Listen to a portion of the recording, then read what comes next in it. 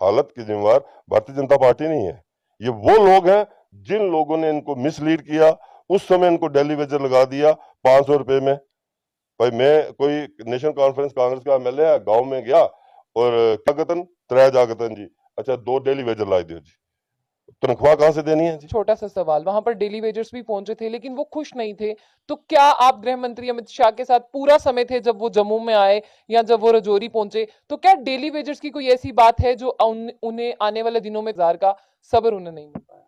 देखिए, हमारा डेलीगेशन जो माननीय गृह मंत्री अमित शाह जी से दिल्ली में मिलने गया था कोर ग्रुप का, रविंद्र रैना जी की अध्यक्षता में, वहां ये सारी बातें हुई थी। 1 लाख के करीब ऐसे लोग हैं जिसमें डेली वेजर्स है, एनवाईसी वाले हैं, एनएचएम वाले हैं, सारे कुल मिलाकर 1 लाख के। हमने कहा था, तो उन्होंने प्रिंसिपली कहा था कि भाई हम इसको देखेंगे, विचार करेंगे, और मुझे लगता है कि आने वाले दिनों के अंदर इनकी बात को भी माना जाएगा। लेकिन आपके माध्यम से मैं इतना कह दूं कि इनके हालत की जिम्मेवार भारतीय जनता पार्टी नहीं है।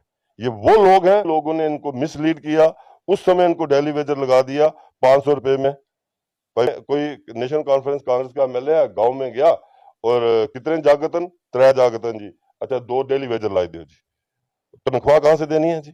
वो करते करते करते ये सारी चीज बन गई। ये हमारे अपने हैं, हमारे परिवारों से है, मेरे अपने परिवारों से डेली वेजर हैं, मेरे अपने परिवारों से एनवाईसी के लोग हैं।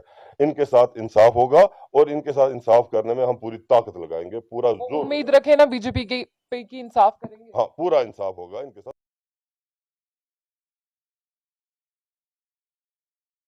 आज हमें लगातार 8 साल से बीजेपी हम ही करेंगे, लेकिन कब करेंगे? जब ये सारे के सारे मर जाएंगे तब करेंगे। इसलिए अब हमारी जो लड़ाई है वो बीजेपी के खिलाफ शुरू है और आज से इनके लिए स्पष्ट संदेश है, डेली वेजर की रेगुलाइजेशन कर दो, तुम्हारे लिए भी बेहतर रहेगा और डेली वेजर के लिए भी बेहतर रहेगा। 50 पार का नारा लगाते हैं रविंद्र राणा, आप लोग इनसे नाराज हो और कई सारी फैमिली आपके साथ सफ़र कर रही है। क्या लगता है रविंद्र राणा इलेक्शन से पहले करेंगे ये बीजेपी वाले, या फिर ऐसे ही आपको लटकाते रहेंगे?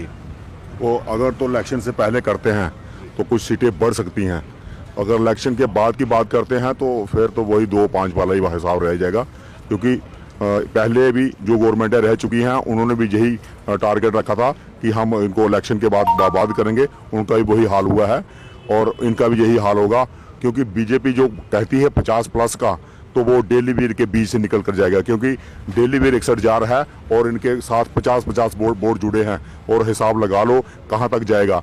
एक दूसरा जो डेली वीर है वो घर घर में जाकर पानी पहुंचाता है और इनका हर घर में ताल्लुकात है, और अगर ये कंपेनिंग करना शुरू कर देगा तो वही 2 या 8 पर आ जाएगी बात इनकी। डेली वीर अब जाग उठा है। अब डेली वीर पीछे बिना रेगुलर पॉलिसी के पीछे नहीं जाएगा, क्योंकि अगर पॉलिसी नहीं तो गर्भापसी नहीं।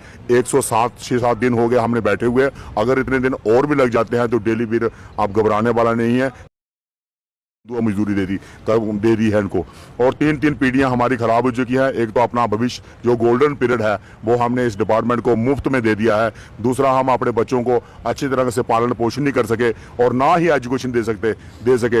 ये बीजेपी वाले बड़े बड़े नारे लगाते हैं बेटी बचाओ बेटी पढ़ाओ, इस 9000 से हम बच्चों को खाना दे सकते हैं, बच्चों को पढ़ा नहीं सकते हैं। और इसलिए तीसरी बात यह है कि हम अपने बूढ़े माँ बाप को कोई दवाई पूरी का नहीं कर सके।